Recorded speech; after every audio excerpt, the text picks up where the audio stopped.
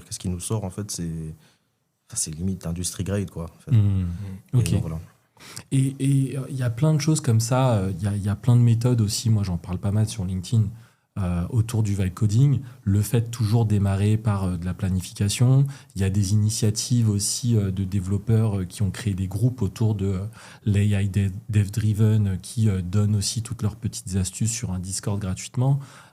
Dédicace à Alex. En fait, aujourd'hui, on voit un truc complètement naissant. On est dans un univers où aussi beaucoup de développeurs sont sceptiques d'aller sur de l'IA. Il y a beaucoup d'objections. Moi, je me suis longtemps bagarré sur le fait qu'on me dise oui, non, mais l'IA a beaucoup d'hallucinations. L'IA, tu maîtrises pas ton code.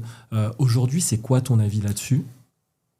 Je pense que c'est pas vraiment fondé, plus dans le sens où ces gens-là n'ont pas encore exploité tout ce qu'on propose en fait avec l'IA. Ils l'ont pas essayé Donc, encore. Tout ce qui touche au MCP, Voilà. tout ce qui touche au contexte. Ok. MCP, pour rappel, c'est Anthropic qui a sorti ça il y a quelques mois, voire années. C'est le fait de pouvoir mettre à disposition une sorte de boîte à outils à son LLM qui va pouvoir aller exploiter n'importe quelle autre source tierce qui est à jour en fait. Et notamment, il y a une initiative Context 7 sur GitHub qui répertorie finalement toutes les librairies de développeurs et un MCP Context 7 qui va permettre d'aller regarder les dernières nouveautés sur les derniers langages pour que le LLM qui va coder soit au courant des derniers langages. Ça, c'est un exemple de MCP. On peut inventer n'importe quel MCP. Moi, j'en ai créé quelques-uns et je crois que tu en as utilisé aussi. Récemment, j'ai implémenté Sentry.